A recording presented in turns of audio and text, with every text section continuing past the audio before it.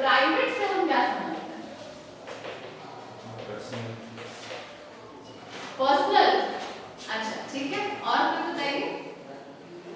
Private is personal.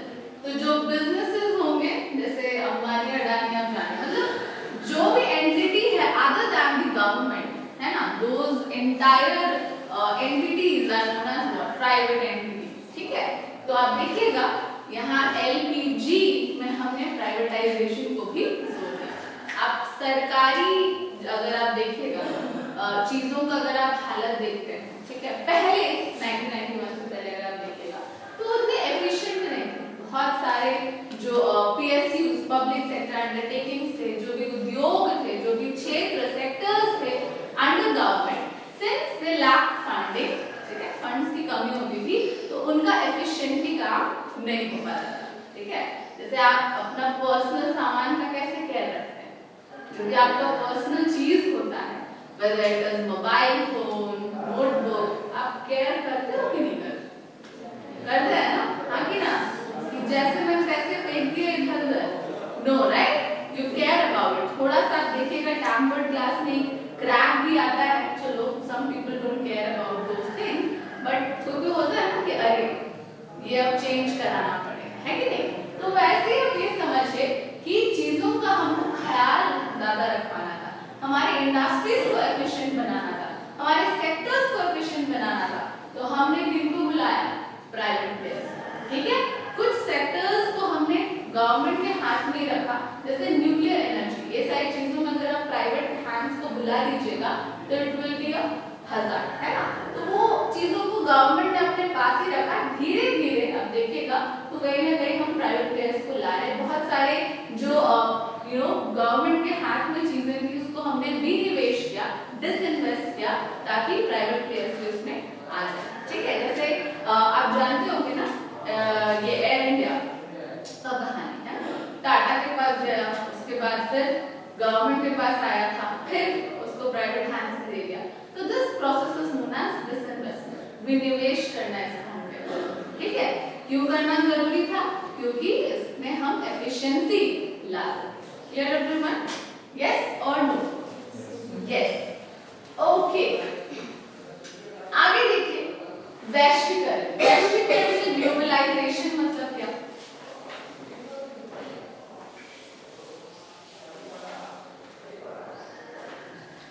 Globalisation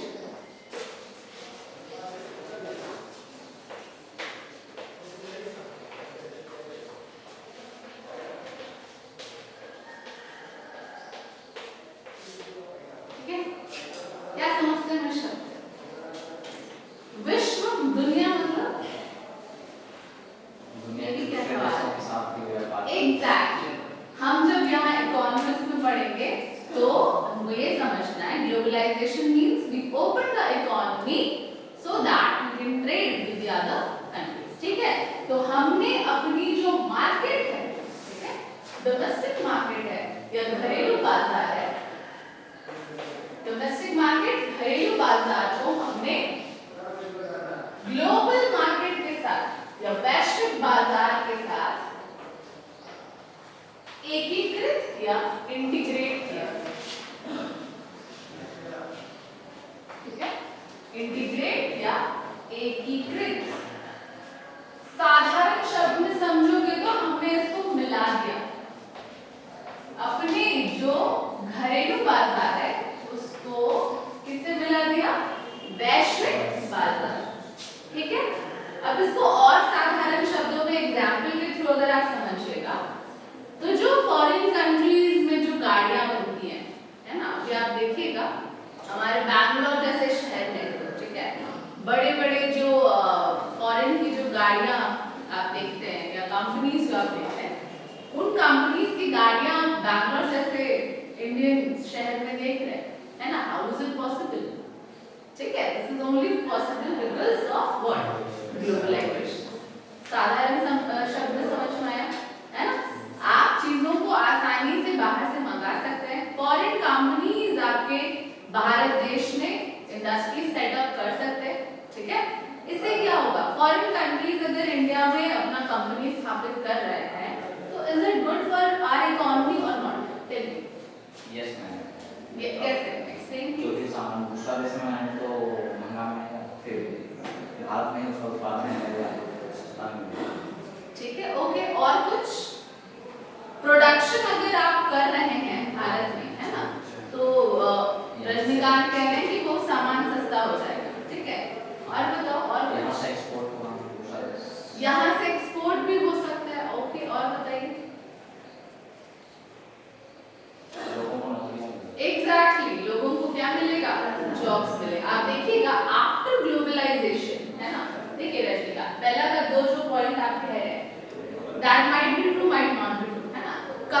establish कर रहे हैं इसका ये मतलब नहीं है कि हम यहाँ पे प्रोडक्शन भी शुरू कर दें, समझ लो बात, ठीक है।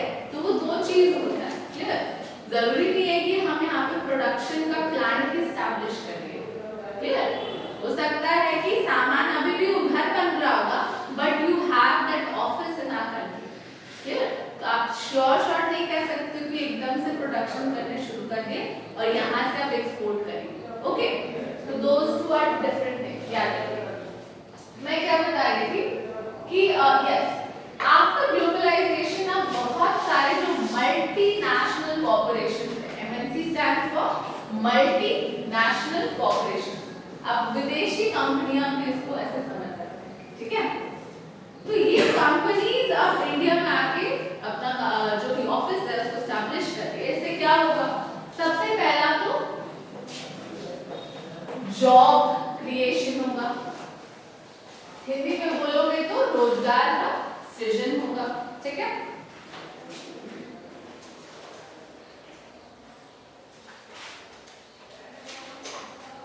और बताओ एमएनसी एस्टैब्लिश हो गया, जॉब क्रिएशन होगा, और क्या होगा? Anything else? Have you heard about FDI? Foreign direct investment, विदेशी प्रत्यक्ष निवेश, FDI. Exactly. But होता क्या है? What is FDI? Fixed deposit. No, not fixed deposit. Full form is foreign direct investment. Hindi में विदेशी प्रत्यक्ष निवेश. I think you have heard about this. नहीं सुना? कितने लोगों ने नहीं सुना है? पहली बार सुन रहे हैं? Raise your hands. Okay, fine. ठीक है, मैं बताती हूँ. देखिएगा, जैसे मैं कह रही हूँ ना बार-बार कि बाहर से विदेशी कंपनी भारत में आ रहे हैं, ठीक है? तो कभी-कभी ऐसा भी होता है कि you know ओनरशिप या भारत की कंपनियों में, ठीक है, भारत की कंपनियों में फॉरेन की जो कंपनीज है उनका शेयर होता है, ओनरशिप होता है, समझ लो बात। कभी-कभी बाहर की कंपनीज इंडिया में नहीं भी आती हैं और इंडियन कंपनीज में ही शेयर्स खरीद लेती हैं, ओनरशिप भी ले लेती है, समझ में आ रहा है बात? दो चीज मैंने बोला, एक पहले बोल रही हूँ कि एमएनसीज आएंगे, यानी these are what companies, these are foreign companies, ठीक है। ये एक कहानी आपको मैंने बताया। दूसरा कहानी मैंने क्या बता रहा है आपको, या मैं क्या बता रही हूँ आपको कि इसमें फॉरेन कंपनीज नहीं आएंगे, ठीक है, फॉरेन कंपनीज इंडिया में नहीं आएंगे, बल्कि ये इंडियन कंपनी के या इंडियन कंपनीज के शेयर्स ले लेंगे। शेयर्स तो समझते हो ना सभी लोग, शेयर्स ले लेंगे या ओनरशिप ले लेंगे। In other words, ये फॉरेन कंपनीज डायरेक्टली नहीं आ रहे इंडिया में एस्टैब्लिश होने के लिए, बल्कि ये इंडियन कंपनीज पे क्या कर रहे हैं, निवेश कर रहे हैं। समझ में आ गई बातें? Yes, so this is known as what? Foreign direct investment. Clear everyone? Clear everyone? Yes. Okay.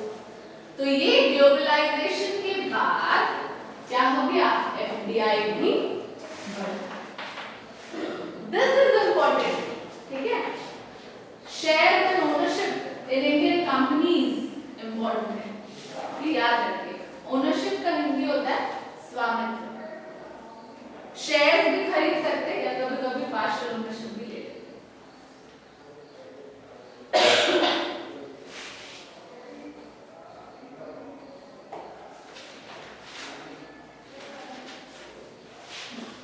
Done? कोई पॉइंट में डाउट है तो पूछ लीजिए। Anybody has any doubt in any point? Are we good to move ahead? Yes, आगे बढ़ते हैं। चलिए, तो these were LPG, clear? अब ये बाहर से देखिएगा तो हमारे कंट्रीज में पैसे आ रहे हैं, है ना? लेमैन टर्म्स में अगर आप बात कीजिएगा, तो ये सब कुछ जो है हमारी अर्थव्यवस्था को क्या करने में मदद करेगा, आगे बढ़ने में या ग्रोथ करने में मदद करेगा, ठीक है। तो दैट इज हाउ, आप देखना कि जो बैलेंस ऑफ पेमेंट का क्राइसिस हम 1991 में देख रहे थे उससे हमको सुधार करने में मदद मिला है। क्लियर? चल अब आगे बढ़ते हैं। ये तो हो गया 1991 का पहला characteristic, that was LPG. Other characteristics क्या क्या थे? एलपीजी के बाद क्या हमने लिखा है?